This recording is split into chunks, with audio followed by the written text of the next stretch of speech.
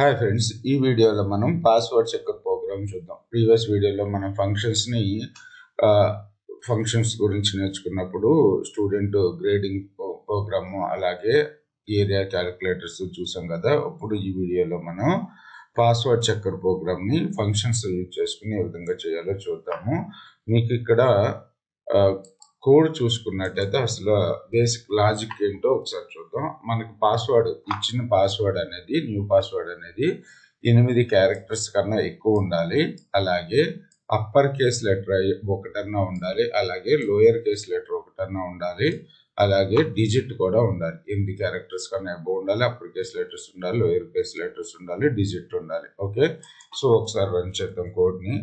ఇక్కడ నేను వెంకట్ 1 2 3 4 5 6 ఇలా ఇచ్చాను. సో పాస్వర్డ్ ఇది స్ట్రాంగ్ అని వచ్చింది. Okay, so Venkat 1 2 3 4 5 6. So capital letters ఇవ్వలేదు. Please follow complexity rule. Okay, complexity rule follow అవ్వమంటుంది. లేకపోతే నేను అన్ని ఇచ్చాను, RAM 1 2 3 ఇలా ఇచ్చాను.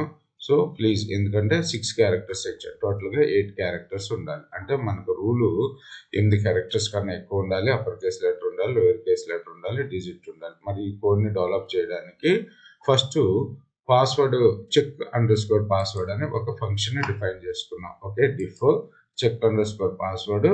సో పారామీటర్ని పాస్వర్డ్ అనే పారామీటర్ని రిసీవ్ చేసుకుంటుంది. సో ఇక్కడ _upper false, _lower false, _digit to false అని చెప్పి మెన్షన్ చేసుకున్నాం. 3 వేరియబుల్స్ మెన్షన్ చేసి దానికి బూలియన్ వాల్యూస్ని అసైన్ చేసాం. ఫాల్స్.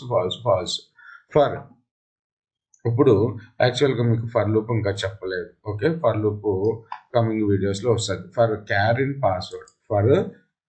పాస్వర్డ్ పాస్వర్డ్లో ఉన్న ఎవ్రీ క్యారెక్టర్ని చెక్ చేసుకుంటుంది అనమాట. For if char dot is upper has upper equals to true. Okay, if char dot is upper, okay, ఇక్కడ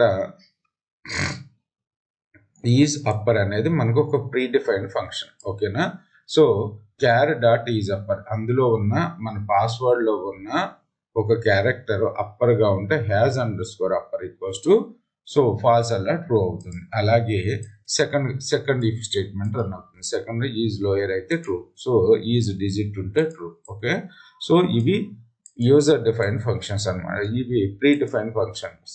is upper, is lower, is digit అనేది predefine functions.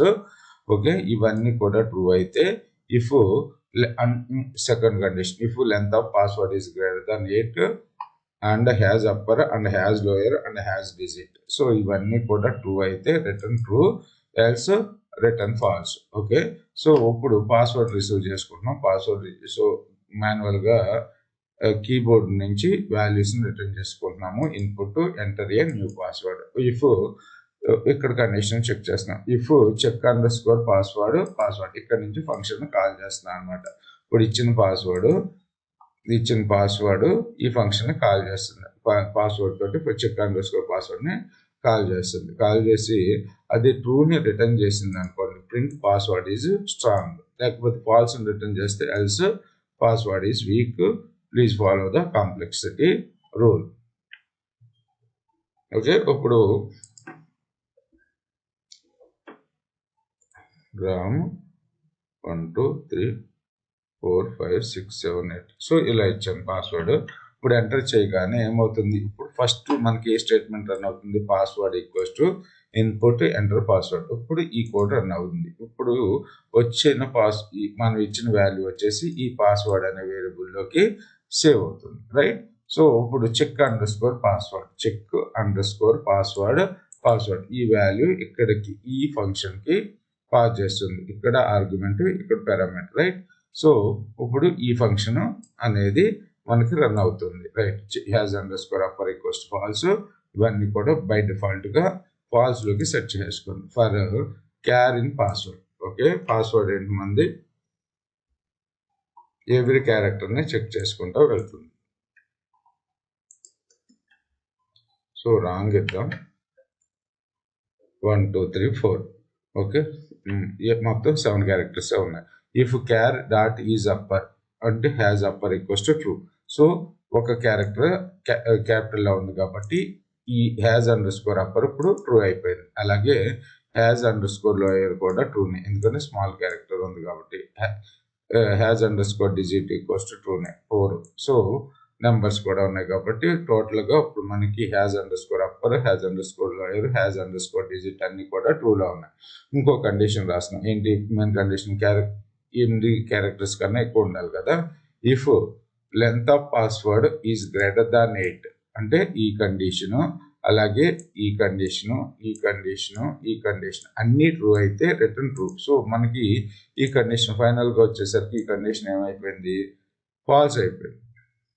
Okay, falls అయిపోయింది కాబట్టి మనకి ఏం return చేసింది? False return చేసింది. Final గా ఇంకోటి మనం 6, 7. ఇప్పుడు ఇవన్నీ కూడా ట్రూ అయినాయి. అలాగే length of password is greater than 8. So 8 కన్నా ఎక్కువ ఉంది కాబట్టి ట్రూని రిటర్న్ చేస్తుంది. పాస్వర్డ్ ఈజ్ స్ట్రాంగ్ అని చెప్తుంది. రైట్, మనం స్మాల్ లెటర్స్ ఇద్దాం. Okay, so wrong. సో 9 ఎక్కువ క్యారెక్టర్స్ ఉన్నాయి, కాకపోతే ఈజ్ అండర్ స్కోర్ లోయర్ అనేది ఫాల్స్ అయిపోతుంది కాబట్టి so is underscore upper అనేది అంటే అప్పర్ కేస్ లెటర్స్ లేవు కదా, అందుకని is has underscore upper false అయిపోయింది కాబట్టి మనకి టోటల్ గా ఫాల్స్ రిటర్న్ చేస్తుంది.